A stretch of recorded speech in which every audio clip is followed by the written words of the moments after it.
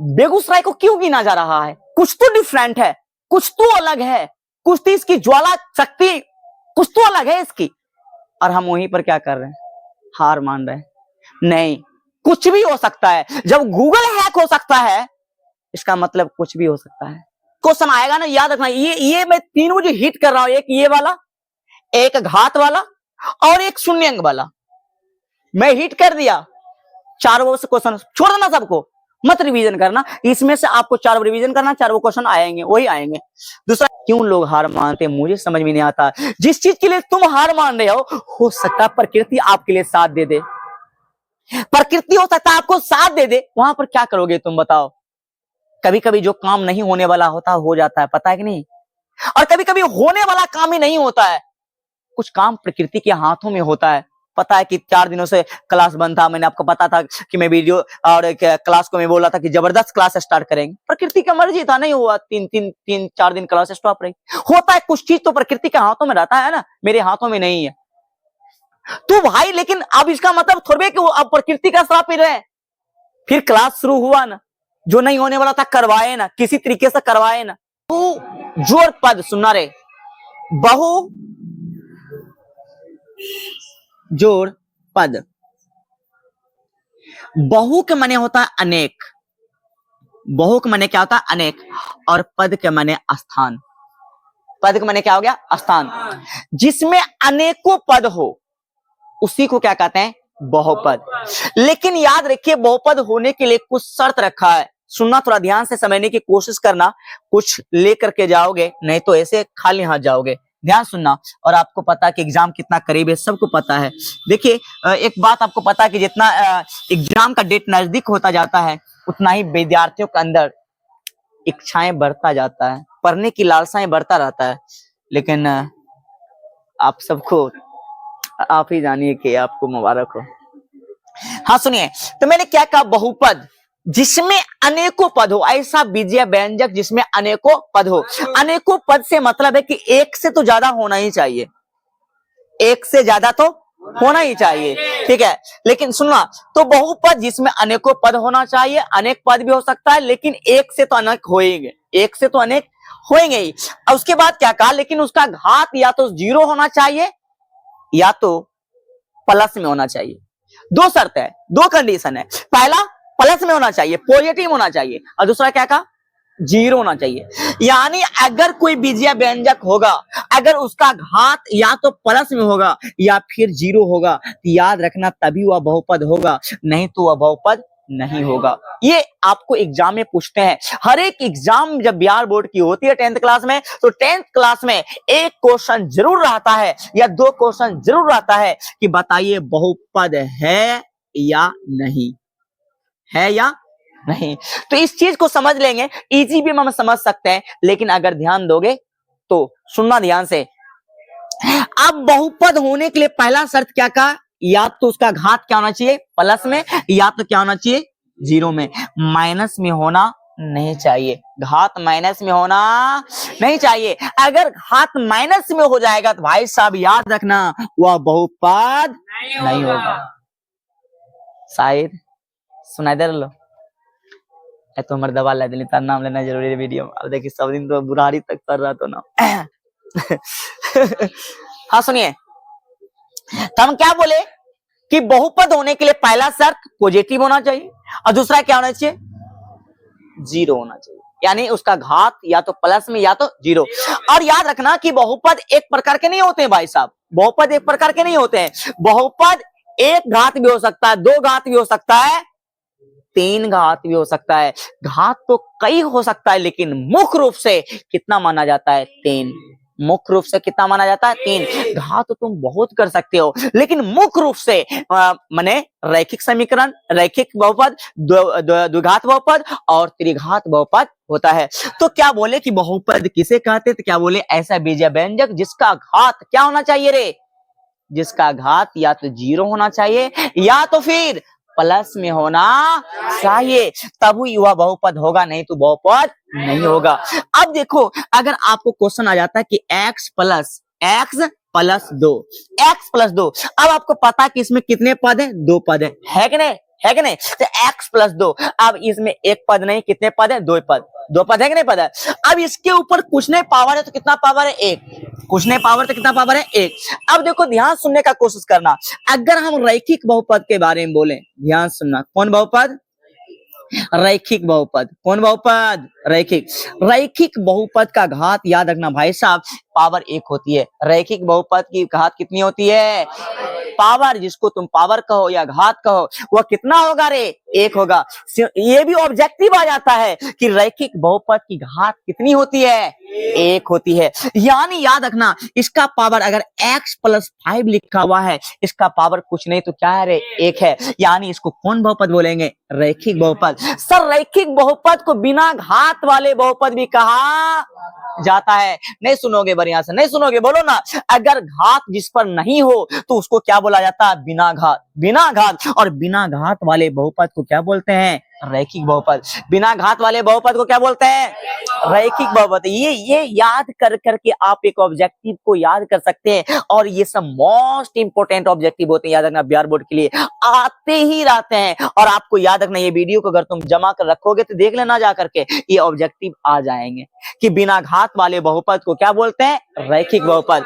अगर इसके ऊपर घात नहीं, इसको क्या बोलेंगे? रैखिक बहुपद। क्या बोलेंगे रे?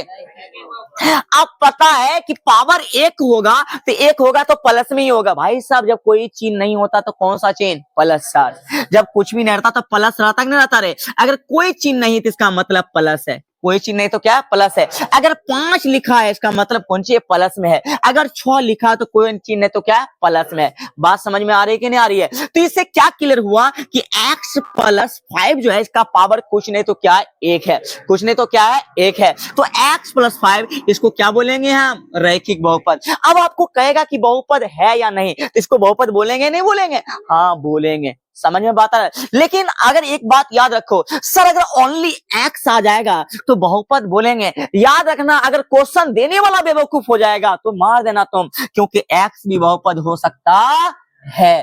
क्योंकि कभी कभी होता है कि क्वेश्चन हालांकि देगा नहीं जल्दी, क्योंकि एग्जामिनर उतना बेवकूफ नहीं हो सकता, लेकिन कभी कभी दे देता है, तो x भी बहुपद होगा। क्यों? क्योंकि इसके घात कुछ नहीं तो क्या है? एक है। कुछ नहीं होगा तो क्या है? एक है। सुन रहे कि नहीं सुन रहे हो? सर जीरो के बारे में बोला है भाई साहब, अगर x पावर 0 और प्लस 5 हो जाएगा, क्या इसको बहुपद बोलेंगे कि नहीं बोलेंगे? हाँ बोलेंगे, क्योंकि अगर 0 आ जाए या चार्ज प्लस हो जाए उसको हम बहुपद बोलेंगे।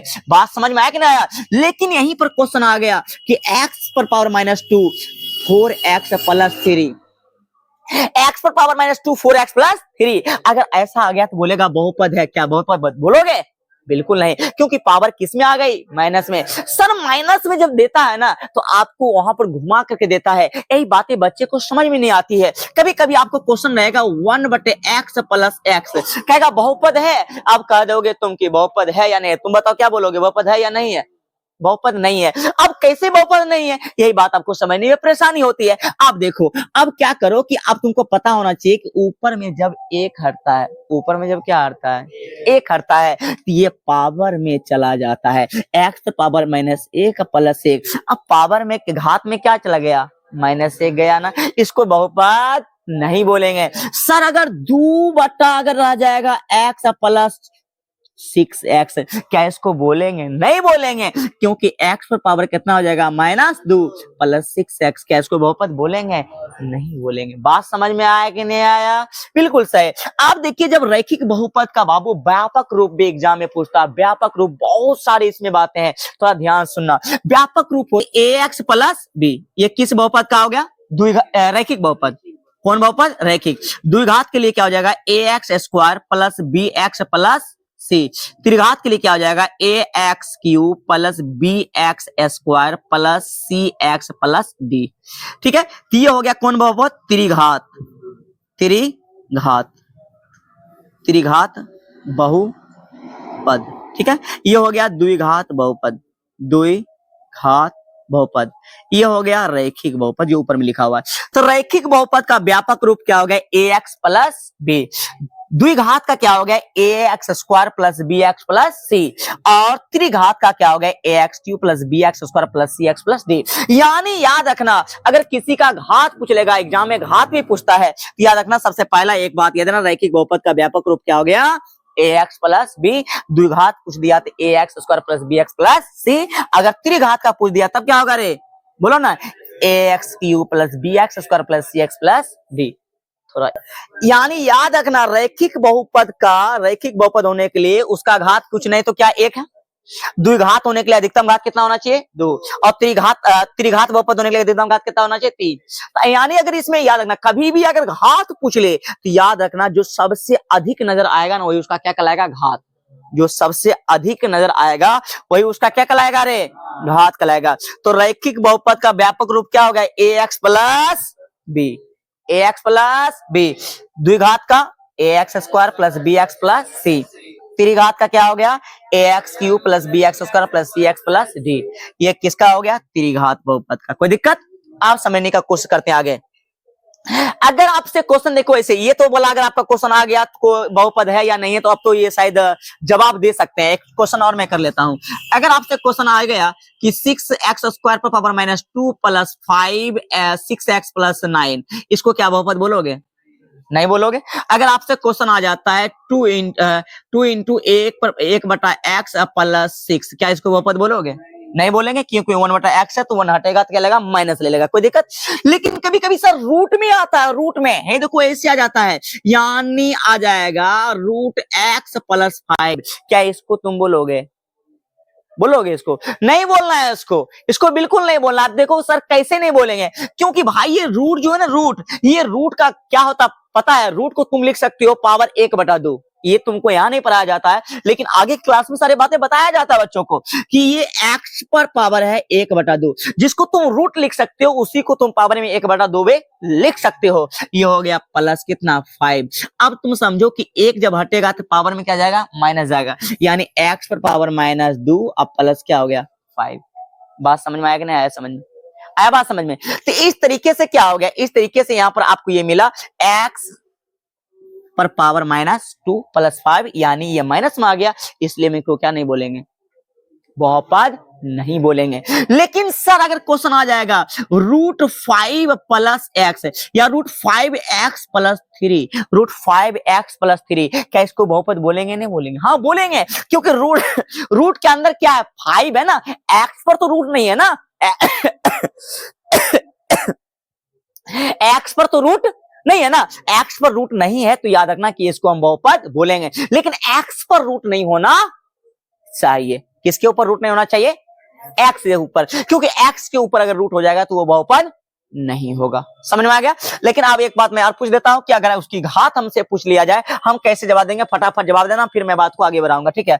अगर क्वेश्चन आ गया भाई साहब कि 6x पर पावर 5 प्लस 9x पर power 4 plus 7x cube plus 6x square, अब बताओ यहां पर पूछ लिया कि इसका घात कितना होगा, क्या जवाब दोगे, इसका घात कितना होगा रे, क्योंकि अधिकतम घात कितना है 5 है, इसलिए घात बराबर कितना हो जाएगा, घात बराबर 5। इंपोर्टेंट रिलेशन से क्वेश्चन आएगा तो यही क्वेश्चन आएगा, दूसरा कुछ भी क्वेश्चन आने वाला नहीं है। और एक बात और याद रखना बच्चा कि रैखिक बहुपद के शून्यंक एक ही होते हैं। रैखिक बहुपद के शून्यंक कितने होते हैं, हाँ रैखिक बहुपद के शून्यंक 1 होते हैं, लेकिन द्विघात बहुपद के शून्यंक कितने होते हैं, 2 होते हैं, और त्रिघात बहुपद के 3 होते हैं। रैखिक बहुपद के कितने शून्यंक, 1, द्विघात बहुपद के कितने शून्यंक, 2, और त्रिघात बहुपद के कितने शून्यंक, 3। सर पहला शून्यंक को अल्फा बोला जाता है, पहले शून्यंक को अल्फा, दूसरे शून्यंक को बीटा, और तीसरे शून्यंक को गामा बोला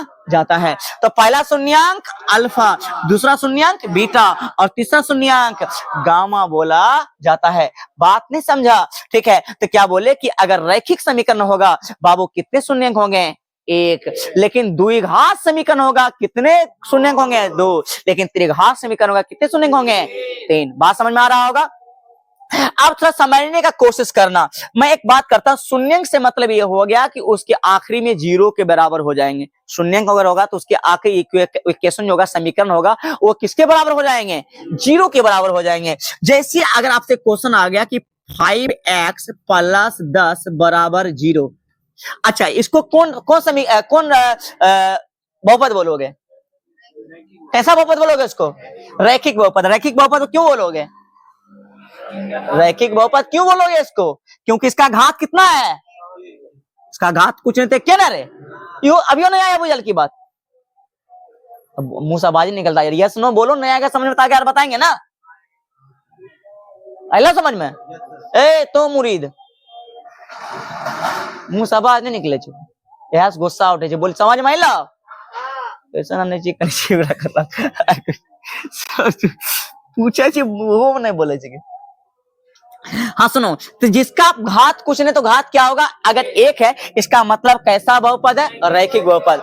अब देखो 10 प्लस में होने गया तो माइनस में, यानी आ गया 5x बराबर -10, यानी 5 दूना 10, यानी x बराबर कितना आ गया? -2।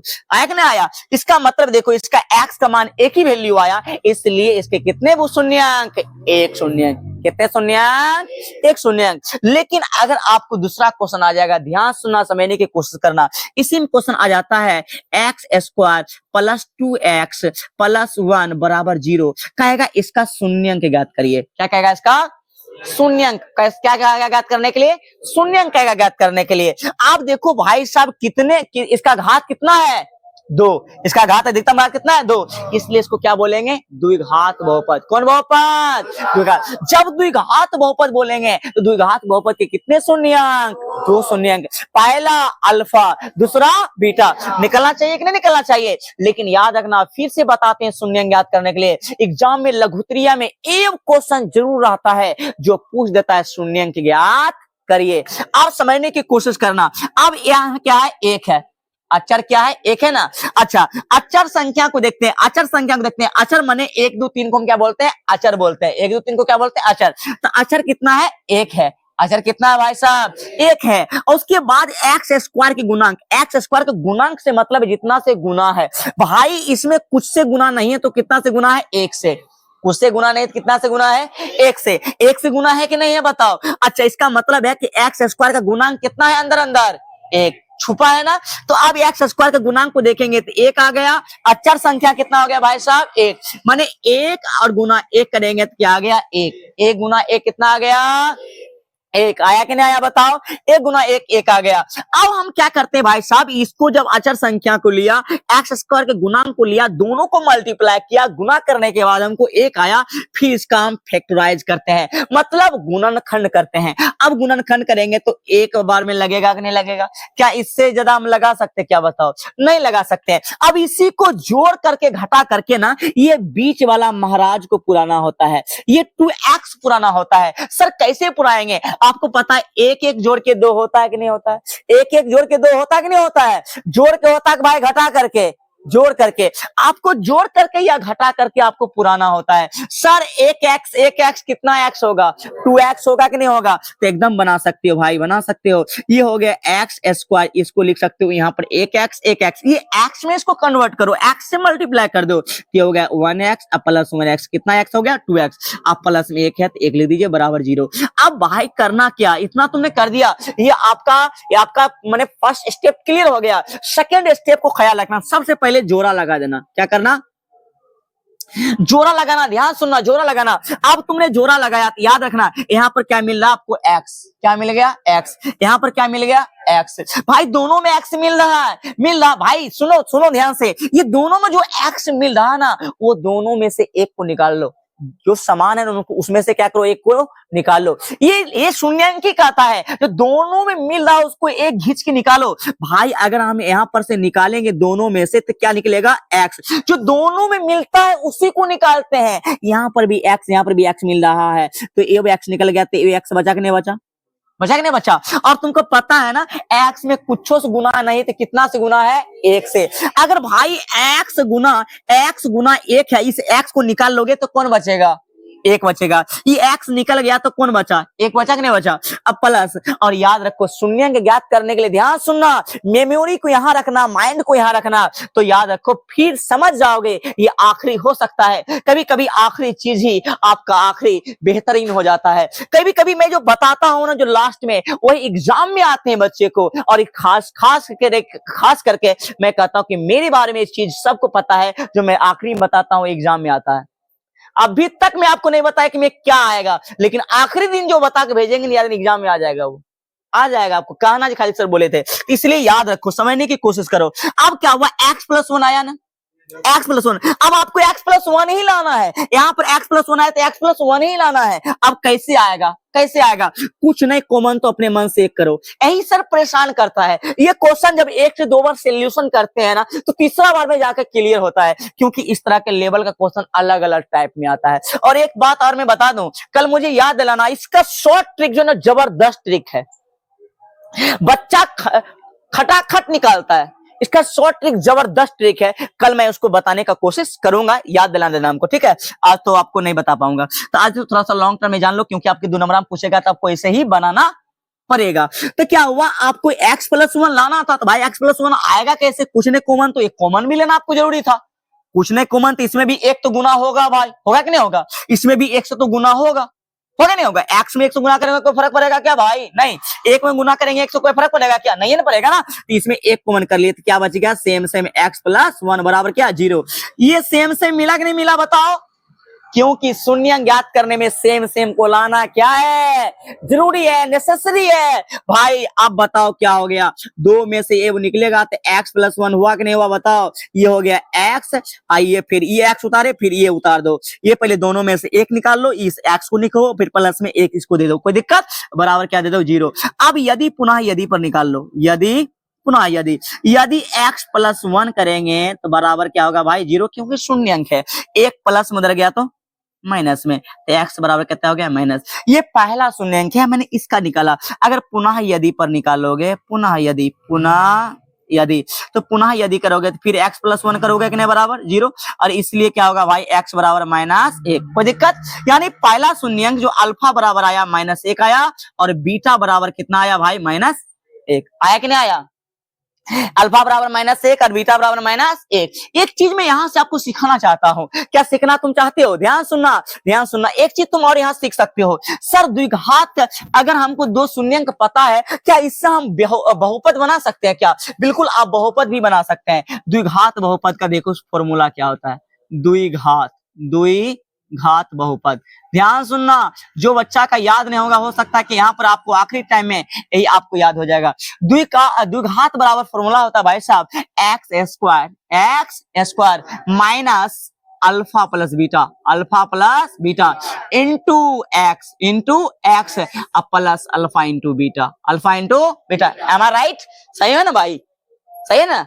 X square minus alpha plus beta into X alpha into beta. अब तुमको क्या करना, अल्फा माइनस बीटा का वैल्यू पुट करना, अल्फा का मान पुट करना, और बीटा का मान भी क्या करना, पुट करना है। तो क्या हो जाएगा, एक्स स्क्वायर होगा कि नहीं होगा, बताओ।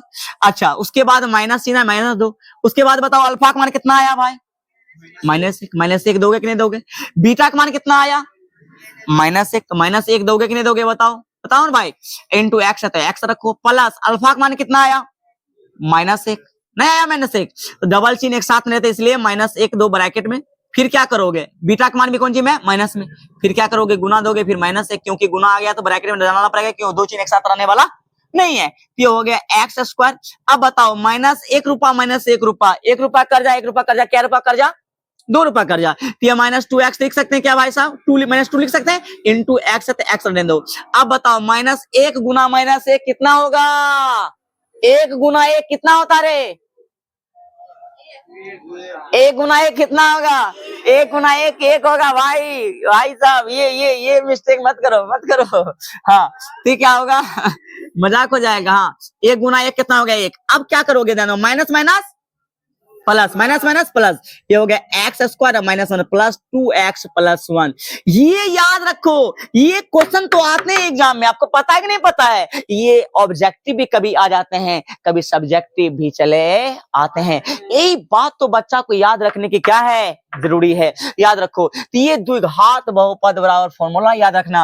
अब मैं आपको ये समझना चाह, आपको क्लियर में करना क्या चाह रहा था कि जब शून्यक निकला तो हमारा बहुपद भी प्राप्त हो गया, जो जिसका मैंने शून्यक निकाला, यानी इसका शून्यक क्या है, सही है कि नहीं बताओ। इसका शून्यक अल्फा बराबर -1 और बीटा बराबर -1 मैंने निकाला, और जो इसका शून्य जो क्वेश्चन था, जो बहुपद था x² प्लस क्या प्लस 2x प्लस 1 आया कि नहीं आया, बताओ इतना।